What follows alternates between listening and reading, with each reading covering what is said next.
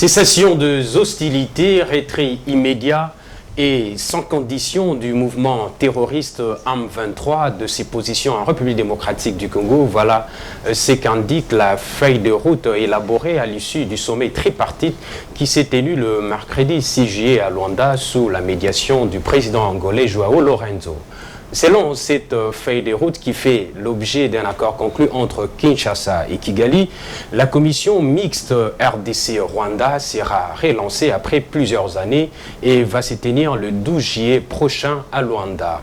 Voilà, c'est le dossier qui fera l'objet de ces nouveaux numéros de Géopresse dont j'ai le réel plaisir de vous présenter et tout en vous souhaitant la bienvenue. Et pour parler de ces sujets, j'ai le réel plaisir de recevoir dans ces plateaux Pati Mukuna, journaliste et chroniqueur international à qui je dis bonjour. Bonjour Jojo et bonjour à toute l'équipe, Patrick mais aussi Dieudonné, et c'est un plaisir de retrouver Géopresse. Merci et Patrick Ilunga, bonjour. Bonjour Jojo, bonjour à tous les téléspectateurs, bonjour également à Pati Mukuna et à Dieudonné Boanali. Dieudonné Boanali, bonjour. Bonjour à Patrick Ilunga, bonjour à Pati Mukuna, bonjour à tous nos téléspectateurs qui vont suivre à travers le monde. Merci aussi de l'invitation.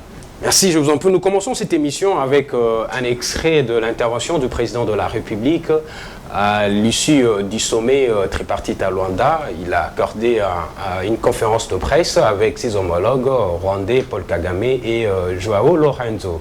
Je vous propose de le suivre et puis nous allons revenir. Ce que je peux dire à propos du contenu de la réunion de ce jour est que de part et d'autre, il y a eu en tout cas l'intention manifeste d'avancer et de mettre fin à cette crise. Comme l'a dit le président Lourenço, il s'agit de rétablir la confiance entre nos deux pays et surtout nos deux peuples. Une confiance qui a malheureusement été rompue alors que, à mon sens, tout allait bien dans la voie de la normalisation entre nos deux pays. Je m'étais entrepris, en tout cas, de tirer un trait sur le passé dès mon arrivée à la tête de la République démocratique du Congo pour envoyer un signal fort, non seulement au Rwanda seul, mais à tous nos voisins, à toute la région, de mon intention d'avoir des relations désormais tournées vers des échanges profitables à nos pays, à nos populations, et de regarder plutôt vers le développement de cette région qui, à mon sens, est l'une des plus riches d'Afrique, plutôt que de verser dans des tensions inutiles comme on a pu l'observer dans le passé. Et en mon pouvoir pour faire avancer la situation, sortir mes compatriotes de cet enfer qui dure déjà depuis une vingtaine d'années, lequel enfer a été encore aggravé par cette situation regrettable du M23, un groupe armé qui pourtant était déjà en discussion avec nous à Nairobi, mais dont le comportement est totalement inexplicable, car je ne peux pas comprendre que des gens qui ont une revendication et dont l'interlocuteur est à disposition pour écouter leurs revendications puissent à nouveau reprendre les armes, comme pour exercer une sorte de chantage ou de pression.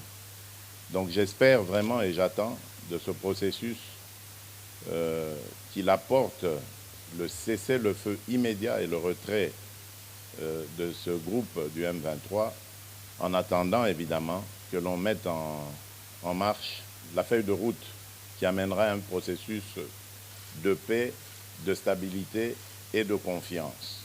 Voilà, nous venons là de suivre le président de la République, Félix-Antoine Tshisekedi Tshilombo, qui, au cours de son intervention, a déclaré qu'il faut aller de l'avant pour sortir de cette crise et restaurer la confiance entre les dirigeants politiques comme une façon de voir l'avenir de la République démocratique du Congo et du Rwanda, en particulier de la région de Grand Lac en général. Patrick Ilunga, vous avez suivi le président de la République. Quel est votre sentiment en suivant cette déclaration du président ? Je vais dire que le président de la République est peut-être optimiste en pensant peut-être que c'était le premier pas fait. Mais en réalité, on va dire, dans les cœurs, l'hostilité est encore très vivace, on va dire, même du côté des Rwandais, même du côté des Congolais.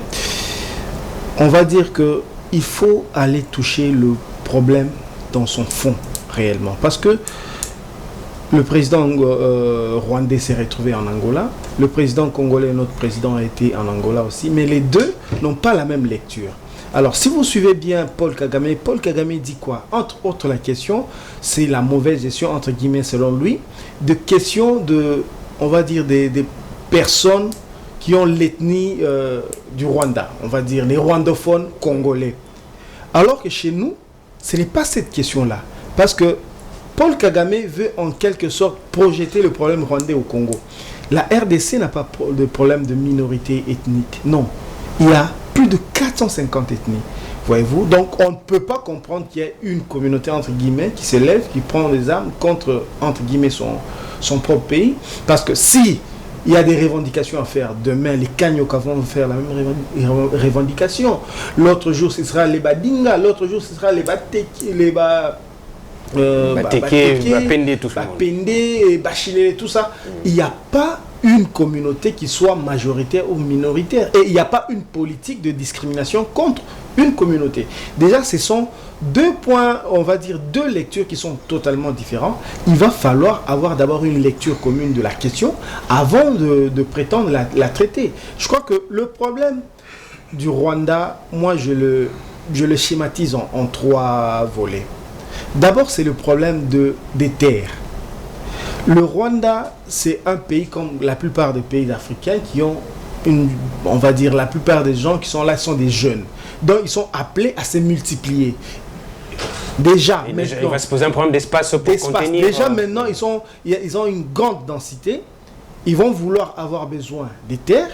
Et donc, de plus en plus, comme disent beaucoup d'écrivains, il y a des cercles au niveau du Rwanda qui estiment que, bon, une partie du Kivu leur appartenait avant, tout ça. Donc, dans leur tête, coûte que coûte, il faudra récupérer ces terres-là. Donc, c'est un problème réel qu'il va falloir regarder avec les yeux, pas avec simplement l'optimisme d'hommes politiques, mais il va falloir regarder vraiment froidement comme des historiens ou bien des sociologues pour traiter cette question. Ça, c'était le premier volet. Le deuxième volet de la question, je crois que les rapports des Nations Unies le disent beaucoup de rapports le disent, c'est le problème de pillage des ressources. Alors, vous avez la RDC qui est un pays très riche en termes de potentialité, et vous avez des voisins qui ont tendance à venir, on va dire, prendre illégalement ces richesses-là. Donc, aussi longtemps que cette question restera, je crois que le Rwanda aura toujours tendance à venir puiser. Et puis, la troisième question, le troisième volet, oui, c'est le Rwanda de plus en plus est en train de vouloir imposer une certaine hégémonie régionale. Si vous voyez bien, de plus en plus, le Rwanda veut vendre une image d'un pays très organisé, en termes même de sécurité, parce que si vous voyez bien, le terrorisme au Mozambique, c'est quoi? C'est l'armée rwandaise qui est allée là. La Centrafrique, pendant que le président Archange Touadéra est en difficulté, c'est la Russie qui est venue en aide, mais aussi avec l'armée rwandaise. L'armée rwandaise qui est là et qui contribue aussi en grande partie dans le contingent de la MINUSCA, si je ne me trompe pas, c'est la MINUSCA, oui, au niveau de la Centrafrique. Et même le chef de la mission, on va dire le représentant, c'est une femme, la représentante du secrétaire général des Nations Unies en Centrafrique, c'est une Rwandaise qui a été récemment nommée. Et le Rwanda aussi commence à acheter quelques terres et des coopérations avec Congo-Brazzaville. Donc c'est une politique de contournement. C'est en quelque sorte l'hégémonie qu'il se dispute. Le Rwanda se dispute avec l'Ouganda dans la sous-région. Donc ces trois questions-là, ce sont des vraies questions qui n'ont pas, à mon avis, été traitées au niveau de Rwanda il y a 2 jours. Ces questions n'ont pas été, ces 3 volets n'ont pas été traités d'après vous. Mais Pati Mukuna, le président est optimiste, comme vient de le dire Patrick Ilunga, mais il faut traiter le problème dans les fonds. Il faut aller en profondeur. Quelle lecture faites-vous sur la nature du conflit et de manière approfondie? Merci pour la parole, Jojo. Je crois que c'est un terrain diplomatique.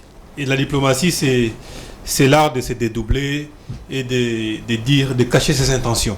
Donc, c'est pas dans les dires qu'on doit déceler la volonté de vouloir chercher la paix ou de ne pas atteindre la paix, parce que c'est pratiquement dans la pratique sur le discours qu'on sort à l'issue d'une réunion et qu'on balance à la presse, ça a été une grande réunion, on s'est rapprochés, nos divergences ont été aplanies. Ça, c'est pour amuser la galerie. Au fond, le problème n'a pas été touché, parce que je ne vois pas la différence qu'il y a entre les accords de Luanda et les accords de Nairobi. Je ne vois pas la différence qu'il y a entre l'accord cadre d'Addis Abeba et j'ai l'impression qu'on tourne autour du pot, et ce sont les accords qui sont copiés-collés. Au finish, il n'y a pas la paix. Parce que lorsque vous lisez les contenus de l'accord cadre d'Addis Abeba, à voir les contenus, vous aurez l'impression que dès que c'est appliqué, on retrouve la paix. Mais dans l'application, il y a eu des problèmes et personne n'a été contraignant contre les partis. Aujourd'hui, on signe encore, on est en train de pondre encore des dispositions au niveau des mécanismes régionaux, mais je ne sais pas, est-ce que ça va encore aboutir à quelque chose, d'autant plus que dans les conflits, il y a l'un qui est impulsion et l'autre qui subit en fait l'impulsion des autres. Parce qu'on dit toujours conflit Rwanda-RDC, mais entre les deux, il y a l'un qui a l'impulsion et l'autre qui subit. Et la RDC est dans une position d'un État qui subit les impulsions qui viennent du Rwanda. Donc, au fond, le Rwanda se comporte en termes de relations internationales comme un État normal. Ça, si on met nos émotions de Congolais partout, des côtés de la sociologie, le Rwanda se comporte comme un État normal. Un État normal, c'est-à-dire, c'est un État qui, s'il n'arrive pas à avoir son intérêt sur le plan formel, il peut le forcer même sur le plan informel. Là, sur le plan scientifique, on est d'accord. Maintenant, la RDC doit à son tour produire un comportement qui va contraindre le Rwanda à limiter ses intérêts et même à les négocier sans pourtant recourir à la violence. C'est de ça que s'agit l'armée, pour dissuader et être persuasif. Donc là, il y a un problème parce que nous, on se comporte comme un État faible face à un État qui se comporte normalement. Conséquence, on compte de morts et on ne trouve pas de solution. Je suis optimiste. Mais qu'on peut aboutir à une paix.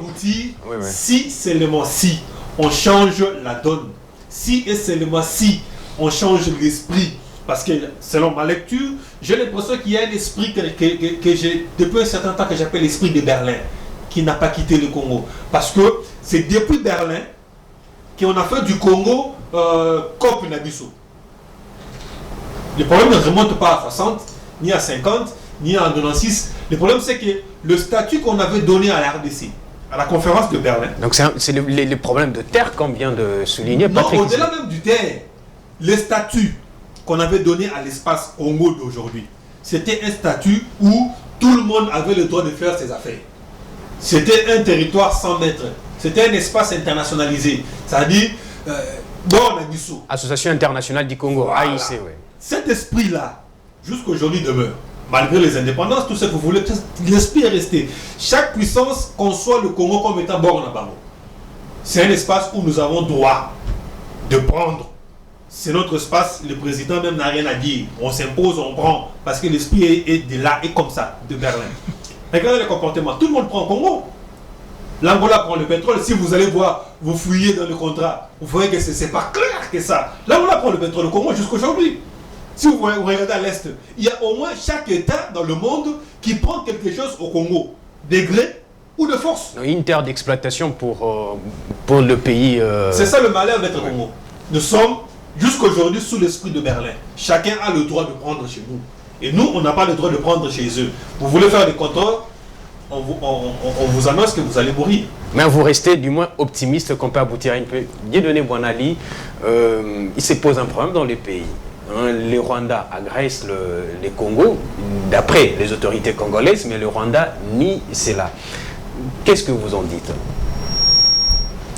Permettez-moi d'abord de présenter mes condoléances à la famille d'un Élysée disparu, le deuxième président de la République angolaise, José Eduardo dos Santos, qui nous a quittés à l'âge de 79 ans. Voilà. Comme nous parlons de Luanda, oui. Ça allait être pour nous un péché de lèse-majesté si on n'avait pas évoqué cela. Toutes nos condoléances à sa famille biologique et à la République serbe d'Angola, qui a toujours multiplié beaucoup d'efforts à travers son gouvernement pour ramener la paix en République démocratique du Congo. Par rapport à la communication que nous venons de suivre du chef de l'État, j'ai noté un mot, mais dès qu'aux débatteurs l'ont répété, il s'agit de l'optimisme.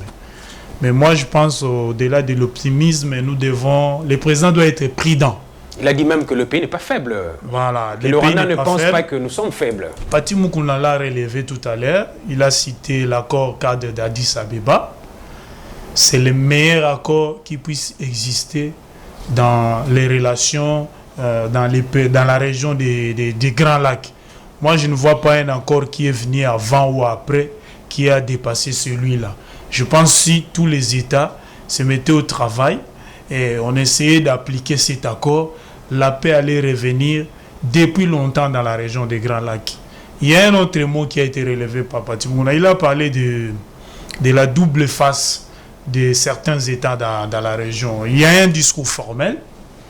Ils posent clairement leurs exigences, mais dans la pratique sur le terrain, ces mêmes États se comportent autrement. Mais le discours du Congo n'a jamais changé. Le Congo dit toujours que on envahit mes territoires. Il faut respecter ma souveraineté. Il faut respecter les frontières héritées de la colonisation. Ça suffit de dire ça? Ça ne suffit pas de dire ça, c'est sur le plan diplomatique, mais il faut aussi s'organiser pour se défendre. Je donne un exemple. Le même Rwanda qui pointe du doigt Kinshasa de soutenir le FDLR, le Rwanda n'est pas en paix avec tous les autres pays dont il partage les frontières. Le Rwanda a des frontières avec l'Ouganda. C'est le même problème. Je suis menacé. L'intégrité territoriale du Rwanda est menacée. Nous sommes en insécurité. Un pays qui s'est victimisé.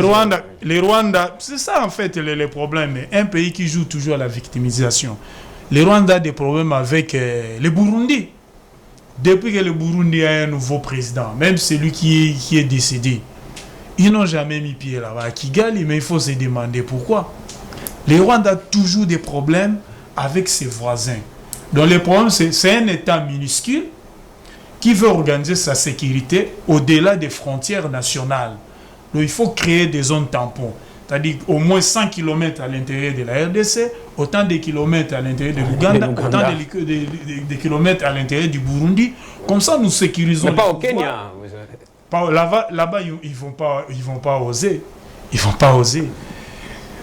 Comme ça, nous sécurisons les régimes et puis nous restons en place autant d'années que nous voulons. C'est ça le problème du Rwanda. Nous devons réorganiser notre armée. C'est pour cela que j'ai dit que le président doit être prudent. On ne doit pas dépenser beaucoup d'énergie dans la diplomatie. Il faut jouer sur d'autres cartes. C'est-à-dire, pendant que nous sommes en train de négocier, il faut réorganiser l'armée. Le pays doit se réorganiser pour se défendre. Je vais citer un politicien congolais qui a publié récemment une tribune. Je ne sais pas si c'était une tribune ou une déclaration. J'ai suivi ça, c'est les ondes d'une des radios célèbres ici à Kinshasa. Et Adolphe Muzito a parlé de la distraction. Pour lui, le sommet de Luanda, c'est une distraction. C'est pas trop fort comme déclaration. Les propos n'engagent que son auteur, Adolphe Muzito. Il a parlé de la distraction, il a parlé d'un accord de trop. J'ai parlé tantôt là de l'accord d'Addis Abeba qui reste pour moi le meilleur accord pour ramener la paix dans la région des Grands Lacs. Le président d'ailleurs de la République. Et Adolphe Muzito a même conseillé au président de la République de préparer les pays à la guerre, à l'imprévu. Le président d'ailleurs actuellement coordonnateur du mécanisme régional de suivi de cet accord. Et je le soutiens. Pourquoi? Vous avez suivi la conférence de presse conjointe d'hier entre les ministres de la communication et des médias, porte-parole du gouvernement, Patrick Mouyaya, et les ministres des Affaires étrangères, Christophe Lutundula. Dans son intervention, les diplomates congolais, le chef de la diplomatie congolaise, a cité le chef d'état-major de l'armée rwandaise, James Kabarebe, qui a révélé quelque chose. Le ministre ignoré par tous a dit même que non, il y a même des enregistrements, il y a même des sons, des images, qui a dit que mais vous nous pointez le Rwanda, que nous vous agressons tout le temps. Mais le chef du M23 vit à Kampala, en Ouganda. Mais c'est une révélation. C'est pour vous dire que ce que Muzito a parlé des distractions, par rapport aux données, aux faits sur le terrain, nous devons nous préparer au pire. Il ne faut pas penser que la diplomatie va ramener la paix au Congo. On a essayé l'intervention des Nations Unies avec l'envoi d'une mission ici. Depuis 1999 jusqu'à aujourd'hui, on n'a jamais ramené la paix au Congo. Donc, nous avons signé plusieurs accords. Oui, la paix n'est jamais revenue. J'ajoute encore, nous avons signé même des accords bilatéraux avec tous ces pays-là. La paix n'est jamais revenue. Il y a des États qui n'écoutent que le discours de la dissuasion. C'est-à-dire, nos forces armées doivent monter en puissance pour faire peur, dissuader tout voisin à ne pas venir s'aventurer, faire des expéditions en RDC, des expéditions de diverses natures, des expéditions économiques. Et quand vous rentrez avec des butelles de guerre, vous avez des sacs de minerais, vous cachez les coltans dans les pneus. Voilà ce qu'il faut faire. Nous devons nous réorganiser, nous préparer au pire. Donc, comme avait dit le président, toutes les solutions doivent être exploitées, mais la meilleure des solutions reste la solution militaire. La meilleure des solutions reste la solution militaire, Patrick Ilunga, mais le président Joao Lorenzo a annoncé que tout s'est bien passé et puis on va assister à une désescalade progressive selon la feuille des routes qui a été élaborée. Est-ce qu'on peut espérer au regard de la situation telle qu'elle se présente, à une désescalade progressive de cette situation? Non, je ne pense pas parce que, bon, pour le Rwanda par exemple, il faut carrément une autorisation de venir traquer encore les FDLR. Pourtant, au Congo, et même le ministre Patrick Mouya l'a rappelé, les FARDC ont mené beaucoup on va dire, de traques contre les FDLR. On a eu par exemple des leaders des FDLR comme des Sylvestre Moudakumura, quelque chose comme ça, qui avait été tué par les FARDC. Et on va dire ce sont des groupes qui n'ont plus la force d'aller nuire le Rwanda, à notre avis en tout cas.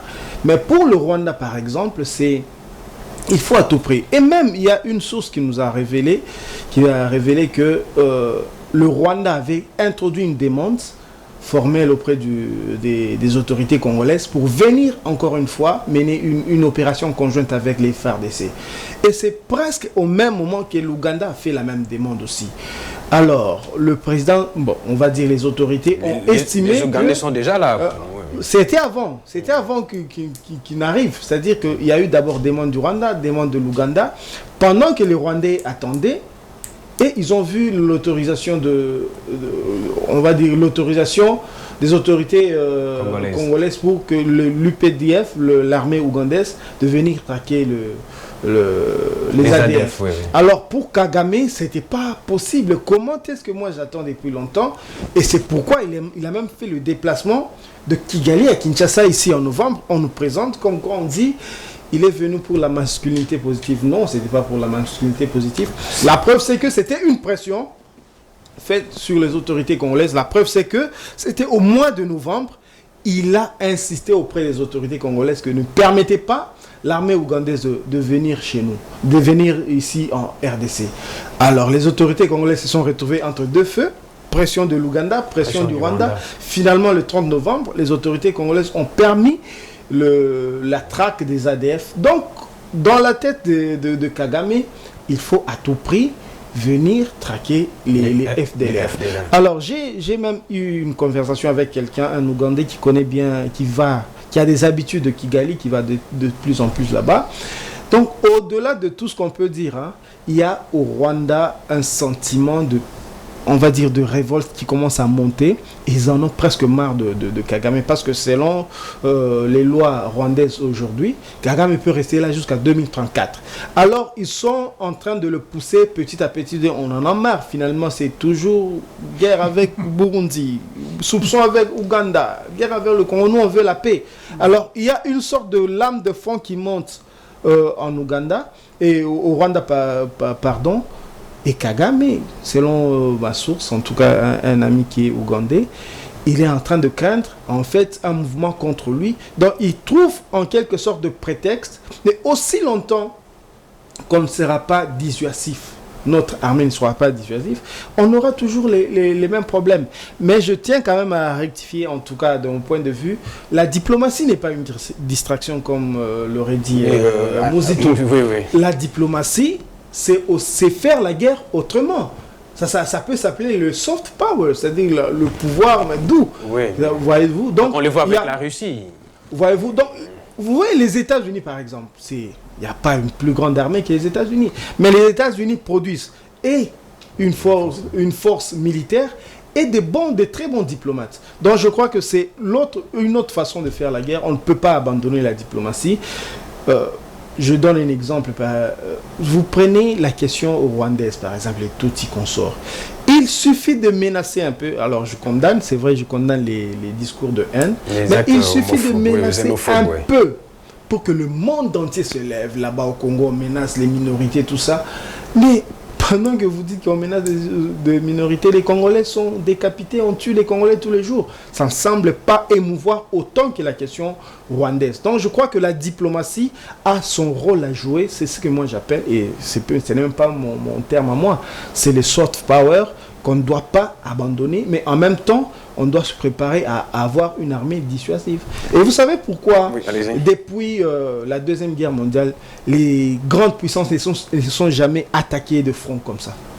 C'est parce que chacun craint l'autre, parce que l'autre a une armée et les armes nucléaires. Donc si on a une armée forte, dissuasive, je sais que l'armée elle est forte, on n'est pas faible, mais si on fait encore plus pour faire craindre tous nos voisins, nos agresseurs surtout, les velléités d'agression tout le temps, on aura, je crois, la paix. On aura la paix si notre armée se réorganise, Pati Mukuna, avec une armée dissuasive. Est-ce qu'on peut arriver à une désescalade progressive par rapport à ce que nous vivons à l'est du pays? En tout cas, l'option diplomatique ou l'option militaire, ce sont les deux options que nous pouvons privilégier. Mais il faut aller à petits pas. Pourquoi? Parce que le Rwanda se comporte toujours comme on le dit en lingala, moi la soso a vu la katanzou. C'est pas en fait le Rwanda seul avec une volonté de nuire seul. C'est une volonté incarnée des autres qui passent par le Rwanda et qui font du Rwanda en fait un ennemi visible alors qu'il y a des ennemis invisibles. Le Rwanda est un instrument. Le Rwanda est un instrument. Aujourd'hui, aller directement, c'est là que je ne suis pas d'accord avec Mosito, aller directement vers la guerre, c'est aussi aller directement vers un bourbier. Pourquoi? Parce que le Rwanda cache derrière lui d'autres puissances qui peuvent être nuisibles et très nuisibles. Déjà, au niveau du Conseil de sécurité, ces puissances-là ont pesé pour qu'on ne lève pas l'embargo. L'embargo indirect dont on parle. Donc, c'est très visible de voir qui sont derrière le Rwanda. Parce que comment voulez-vous qu'un État qui est attaqué avec une rébellion claire et ouverte, mais à qui on interdit d'acheter officiellement et légalement des armes. C'est-à-dire on soumet cet État dans une position de ne pas faire la guerre et de continuer à subir les attaques des autres. C'est-à-dire c'est fait à dessein. Il faut élaborer un projet, vous soumettez aux industries qui fabriquent les armes et qui va soumettre au Conseil de sécurité. C'est fait à dessein cette décision. C'est de mettre la RDC dans une situation de ne pas faire la guerre. Ok? Pourquoi? Pour laisser des zones non contrôlées, des zones tampons qui profitent à un instrumentalisé qui est le Rwanda. Parce qu'en termes clairs, même si on veut faire la guerre, on ne peut pas faire une guerre contre 100 millions et 20 millions. C'est quand même difficile à comprendre. On ne peut pas faire la guerre contre un État qu'on peut parcourir en 2 jours. Vous voyez que sur papier, il y a des choses qui ne collent pas.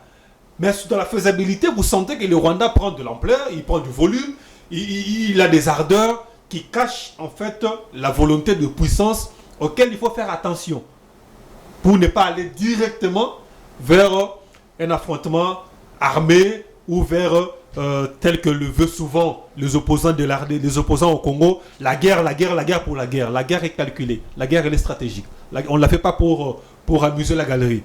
On sait le jour où ça commence et jamais le jour où ça se termine. Donc il faut la calculer. Donc je crois que la diplomatie et la guerre sont à mettre, mais on peut ne pas faire, on peut se préparer à la paix. Okay. Comme on dit qui veut la guerre, qui prépare la guerre. On peut réorganiser l'armée, pas forcément pour faire la guerre, mais ne serait-ce que pour imprimer la terreur, ne serait-ce que pour imprimer la dissuasion. Ok? Parce que la vie des États, ce n'est pas une vie de paix. Lorsque vous regardez les États, c'est pas forcément que le Nigeria et les Cameroun sont en paix. Vous savez bien que dans une frontière quelconque, il y a toujours des problèmes. C'est pas forcément que l'Éthiopie et l'Érythrée sont en paix. Non. Conquête de terre. Il y a toujours des problèmes. Mais le problème, c'est que les deux produisent une terreur qui crée une dissuasion, qu'on appelle l'équilibre de la terreur. Il sait que si j'avance d'un pas, on peut me faire reculer de 3 pas. Ouais. L'image des deux Corées. Ok. Corée du Nord, Corée du Sud, c'est pas la paix. Malgré les armes qu'ils ont et les armées qu'ils ont, personne n'ose avancer d'un seul pas. Ils sont là depuis 50 ans et les gens vivent en paix. C'est ce que la RDC doit faire. Pas forcément organiser une armée qui doit aller forcément en guerre, mais organiser une armée qui va imprimer une dissuasion, une terreur, où en face ils savent que si une balle traverse la frontière, on peut recevoir des obus chez nous. Et cette terreur va faire que les puissances qui passent par les Rwandais pour faire les désordres au Congo réfléchiront par 2 fois. Parce qu'à la fin, tous les acteurs poursuivent les intérêts. Il faut savoir cibler. Qu'est-ce qu'ils gagnent derrière les Rwandais que nous ne pouvons pas les donner directement. Parce qu'il y a des intérêts. Une grande puissance, une multinationale passe par les Rwandais pour faire les désordres parce qu'ils ont besoin du coltan. Mais la diplomatie, c'est aussi d'aller directement vers la puissance pour lui dire, au lieu de faire les désordres, viens prendre le coltan. Mais donc, il faut aujourd'hui, Dieudonné Bonali, négocier aussi avec ces multinationales qui exploitent, puisque d'après certaines sources d'ailleurs, ces multinationales ne considèrent pas la République démocratique du Congo comme un pays d'investissement et il faut considérer la RDC comme un pays d'exploitation.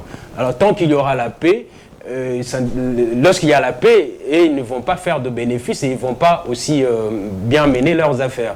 Alors, qu'est-ce qu'il faut faire? Il faut aussi parler avec ces multinationales ou bien traiter avec le Rwanda.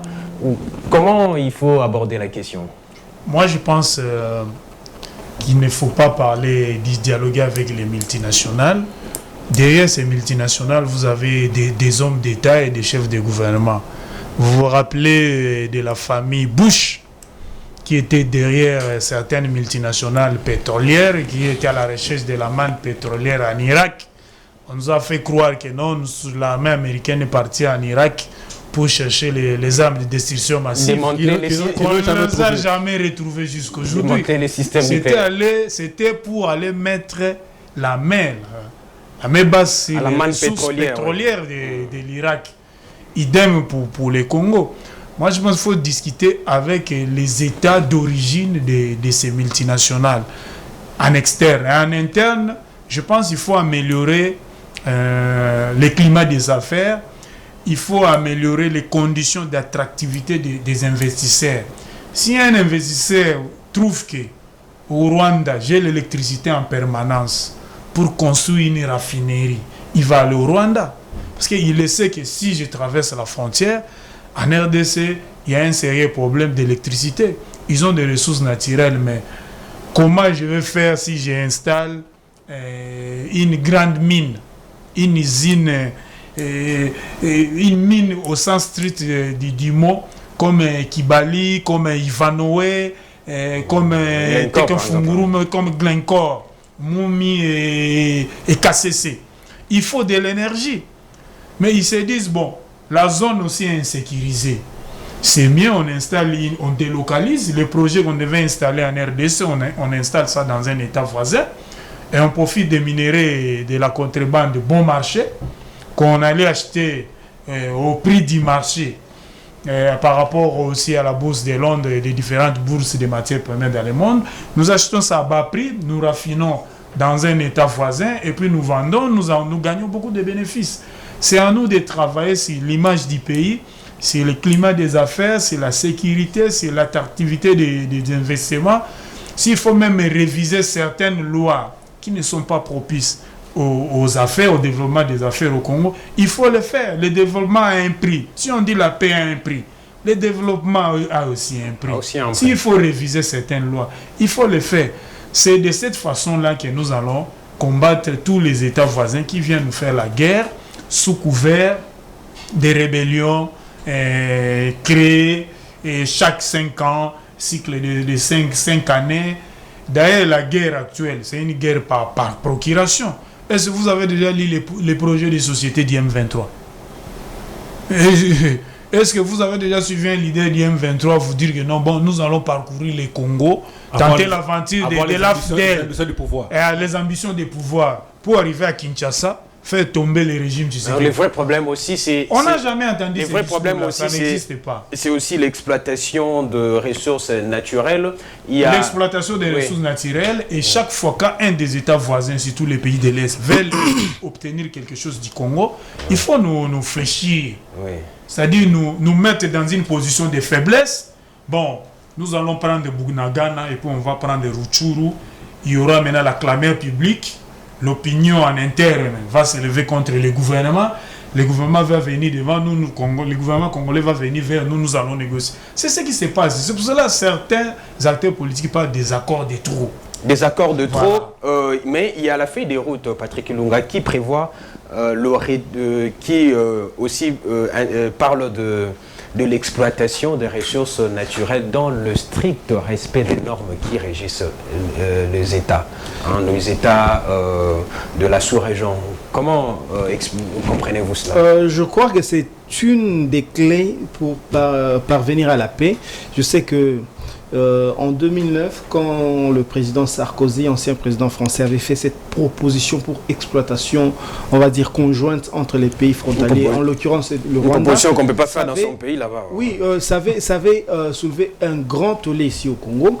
Mais finalement, en 2021, on a vu que le président Tshisekedi et le président Kagame se sont avancés sur cette question-là pour pouvoir exploiter conjointement l'or congolais. Voyez-vous, donc... Et si vous suivez bien les argumentaires des sources présidentielles à cette époque-là, en juin 2021, c'était pour couper des ressources financières aux groupes armés qui profitent de l'exploitation illégale pour pouvoir on va dire, s'alimenter et avoir de quoi acheter des armes. Donc, je crois que c'est une question qui nécessite un regard froid, pas seulement de l'émotion, parce que bon, finalement, le Congo et le Rwanda vont cohabiter jusqu'à la fin du monde. Il n'y a pas un pays qui va disparaître. Ouais. Donc, il va falloir trouver des mécanismes pour pouvoir être en paix. Mais... je crois que vous le savez, en relation internationale, on ne négocie pas avec un faible. Un faible, on lui impose sa volonté. Donc je crois que si on veut la paix, on doit pouvoir être fort pour imposer notre volonté aux pays voisins. Qui est faible, qui est fort dans cette situation, Pati Mukuna, l'exploitation des ressources naturelles, c'est ça le nœud du problème. L'exploitation des ressources, c'est vraiment ça le problème. Mais aussi l'ambition d'étendre les terres et autres comme l'a dit. Pour le Rwanda, c'est aussi un problème. Mais ça revient un peu à ce que j'ai dit au début de ma prise de parole ici. C'est que la communauté internationale conçoit le Congo comme étant une affaire et non un État.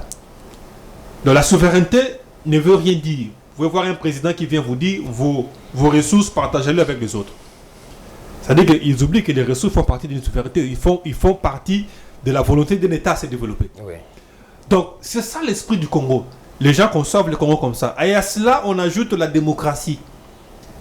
À cet esprit, on ajoute la démocratie où les gens ont une liberté de penser et on applique une démocratie dont on n'est pas génitaire. Et les génitaires de la démocratie, ils savent comment vous diviser. Aujourd'hui, on peut actionner une opposition, on peut actionner une opposition civile, on peut actionner une opposition militaire. Une opposition militaire, une société civile. Aujourd'hui, tout le monde est relié à un réseau le réseau est relié à un sommet. C'est-à-dire, si on veut déstabiliser le Congo, on a toutes les cartes. On peut déstabiliser. Rien que par l'opinion, on bouge l'opinion et vous sentez qu'une opinion change de position. Face à un pouvoir qui a peut-être raison. Mais on vous montre une opinion négative et le pouvoir s'en va. Aujourd'hui, c'est ça la démocratie. La démocratie, c'est en fait une dictature habillée de grandes puissances. Telle que mal compris par les Africains. Tout le monde veut être démocrate. Comment imaginer que lorsqu'on était sous la dictature de Mobutu, on vivait en paix avec les Rwandais? Même si c'était pour le compte de la guerre froide et consorts. Mais lorsqu'on est en démocratie avec les Rwandais, il n'y a aucune paix en démocratie. Aucune paix avec les Rwandais. Mieux vaut encore la dictature de Mobutu que la démocratie telle qu'on nous l'a vantée. Parce que la démocratie nous amène dans un désordre. Comment voulez-vous comprendre qu'un État qui n'a pas encore dépassé le seuil de la densité, parce que pour qu'on dise que le Rwanda est surpeuplé, il faut qu'un Rwandais ait pratiquement 1 mètre carré. Or, aujourd'hui, on n'a pas encore atteint cette dimension. Il y a encore de l'espace au Rwanda. On ne vous montre pas que le Rwanda, c'est un tout petit pays comme Kinshasa où les gens dorment sur l'eau. Non, il y a encore assez d'espace pour le Rwandais chez eux. 27 000 km² le Rwanda. Ok. Et si vous partagez selon la densité, donc les Rwandais ne manquent pas encore de place pour construire une maison chez eux. Donc la raison pour dire que les Rwandais sont à la recherche des terres, c'est une fausse raison. On a créé ça pour faire accepter les Congolais que non, les Rwandais c'est un minuscule État. De deux, le problème des ressources, c'est un vrai problème. Ça nous met tout le temps dans des pétrins. On ne sait pas contrôler. Pourquoi? Parce qu'on n'a pas une armée. On a une armée qui n'arrive pas à faire le métier. Pourquoi? Parce qu'elle est infiltrée à tous les niveaux de commandement. C'est une armée pas très bien formée. C'est un État qui n'est pas partout. Parce que un espace comme l'Est devait être un espace éternellement militarisé. L'espace comme l'Est devait rester éternellement militarisé. Voilà. Au terme du sommet tripartite de Luanda, il a été convenu que le retrait de réfugiés dans leur pays d'origine et les retraits de réfugiés dans leur pays d'origine et aussi la cessation des hostilités. Mais ce qui n'a pas été le cas. Juste après, c'est la tenue de ces sommets, Dieudonné Bouanali. C'est là où je n'arrive toujours pas à comprendre la position de Kigali. Les mêmes pays lancent des messages à la communauté internationale que nous sommes prêts à accueillir des réfugiés dont les premier contingent devait venir de Londres. De Londres, oui. Une affaire même qui a coûté les fauteuils du Premier ministre à Boris Johnson. Nous sommes prêts à accueillir des réfugiés internationaux. Quand je dis internationaux, de toutes les nationalités. Nous allons les loger dans notre pays au Rwanda, dans de bonnes conditions. On a montré même des cités déjà construites, avec toutes les conditions possibles d'hébergement. Et le pays de Mille Collines nous a même proposé, nous la RDC, de nous construire un quartier moderne, non loin de la frontière. C'était dans ce seul but-là. Mais le même pays a beaucoup de réfugiés à l'étranger. Vous trouvez, surtout en République démocratique du Congo, rappelez-vous de la guerre de 1994, et qui a été à la base du génocide rwandais et qui a occasionné les plus grands mouvements de réfugiés jamais constatés dans le monde. Plus d'1 million de la population ont traversé la frontière pour vivre momentanément en République démocratique du Congo. Et aujourd'hui, nous en subissons des conséquences qui sont à la fois environnementales, la destruction de notre écologie, la destruction de notre environnement, la surpopulation de nos villes de l'Est. La sécurité. Vous allez trouver dans quelques villes de l'Est, les étrangers sont plus nombreux que des nationaux. Vous avez l'insécurité et ces réfugiés-là vivent sans travail au mamelles de l'IHCR. Et après un jour, ils se disent, bon, mais là on a construit nos camps de réfugiés, sous la terre, il y a des minéraux. Ils sont devenus des exploitants et ça en est suivi d'autres problèmes que le pays a connus. Pourquoi ne pas faire appel à la communauté internationale, demander au HCR les logements que nous avons conçus au Rwanda, aidez-nous à rapatrier nos ressortissants qui sont en RDC, en Ouganda, au Burundi.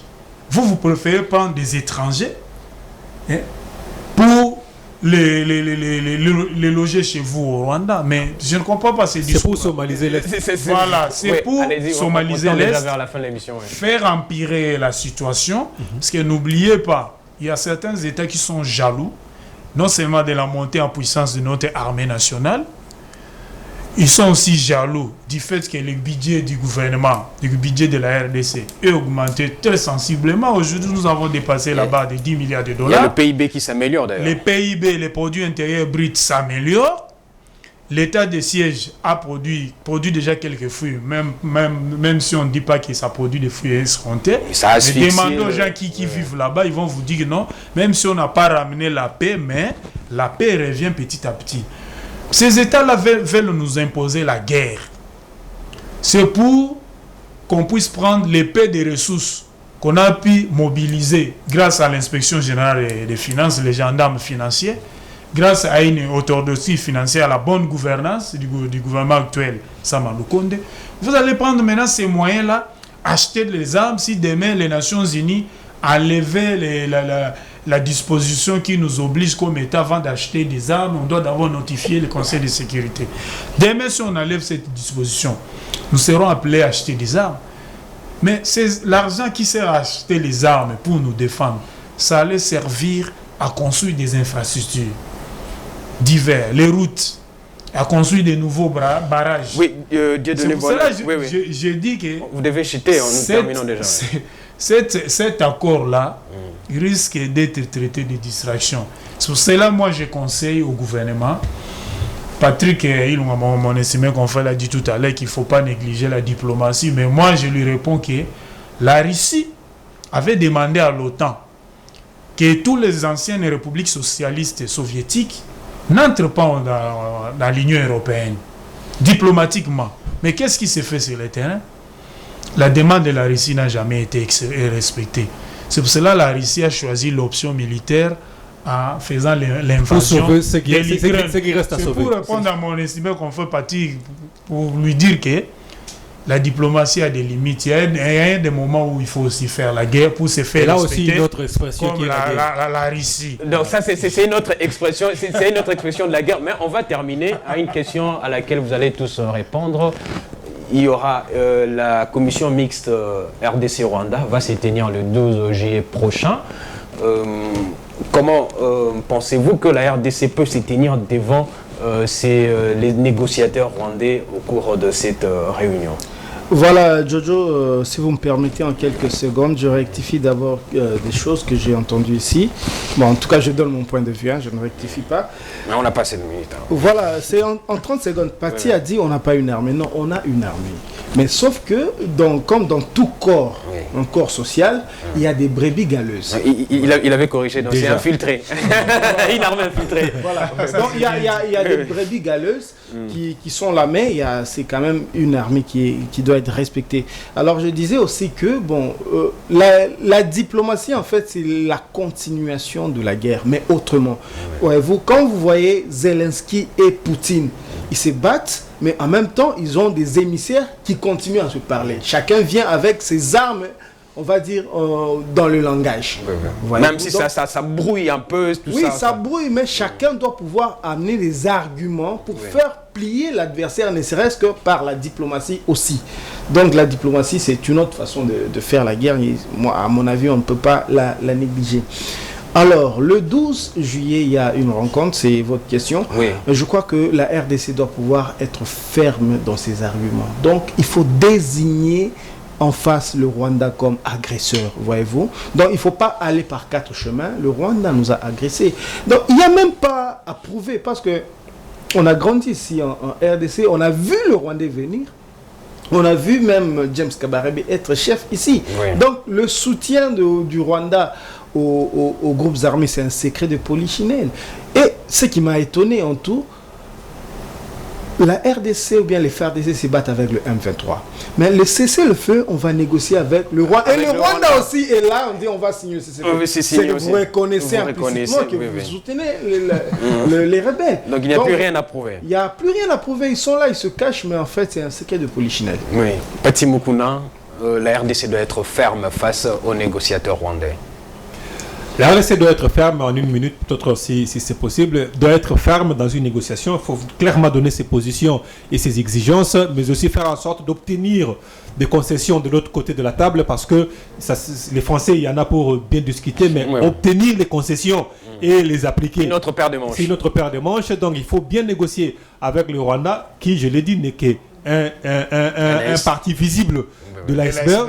Donc il faut aussi remonter la chaîne pour négocier avec les vrais protagonistes au conflit, mais aussi en interne, il faut produire un comportement qui va vraiment sécuriser la zone à conflit, parce que le conflit est là depuis 20 ans. Il faut, s'il le faut, soit militariser l'Est même pour 2 ans, ou soit, s'il le faut encore, les matières qui sont à conflit, les coltans et consorts, les rendre comme étant des matières stratégiques appartenant pas seulement à l'État, mais appartenant, ne peuvent être exploitées que par l'armée. Vous voyez, parce que ces histoires d'exploitation artisanale, tout ça, de privé, ça donne libre cours à tout le monde. Libre cours. Parce que si on interdit à un privé d'exploiter le coltan et consorts, et qu'il n'y a que l'armée ou les entreprises qui sont sous contrôle de l'armée, qui peuvent exploiter, ça diminuerait un peu cette tendance à la liberté d'exploitation qui est à l'Est. Donc il y a plusieurs mécanismes qu'on peut adopter qui peuvent diminuer les ardeurs des uns des autres, parce que nous le savons. Et chacun de nous le sait ici, et c'est une phrase que tout le monde le dit, que l'Afrique a la forme des revolvers, dont la gâchette se trouve au Congo. Donc, tout ce que vous dites, amélioration, ça dit que la gâchette va tirer. Et lorsque la gâchette va tirer, il y a un État qui va mourir. C'est l'Afrique du Sud. Donc, aujourd'hui, ne pensez pas qu'un État comme l'Afrique du Sud peut être en odeur de sainteté avec la RDC, parce que le développement au Congo, c'est la mort en Afrique du Sud. Donc, il est tout à fait normal que, présentement, là, que le régime qui est en Afrique du Sud ne soit pas d'accord avec Tshisekedi. Vous savez que dans tout le voyage qu'il a fait, il n'a jamais été en Afrique du Sud. Ni les Sud-Africains n'ont jamais été ici. Il suffit d'observer le mouvement, de voir la position de l'Afrique du Sud par rapport au pouvoir de Kinshasa. C'est-à-dire qu'il y a déjà une contradiction, il n'y a pas de soutien. Donc, et l'Afrique du Sud, c'est le premier pilier de soutien rwandais en Afrique. C'est l'Afrique du Sud qui soutient le Rwanda. Donc il faut faire une triangulation pour comprendre un peu le jeu des États en Afrique. Donc il nous faut du soutien. Je place un petit mot, si vous permettez.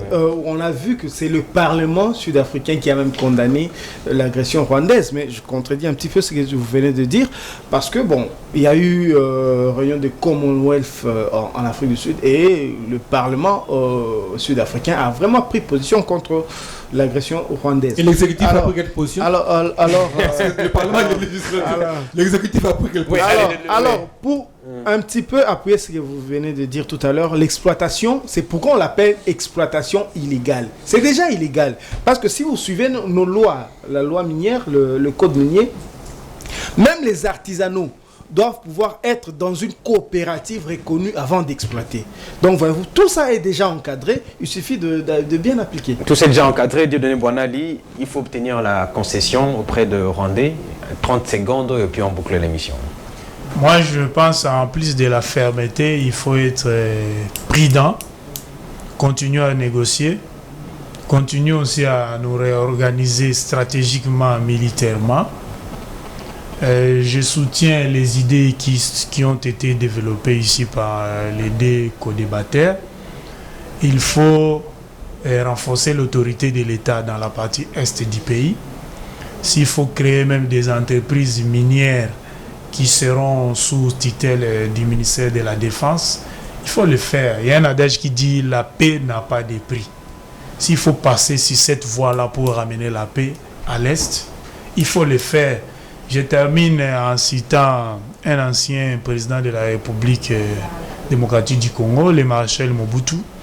Il disait s'il faut conclure les accords avec les diables pour refaire l'unité du Congo et ramener la paix dans ces pays, et il faut le faire.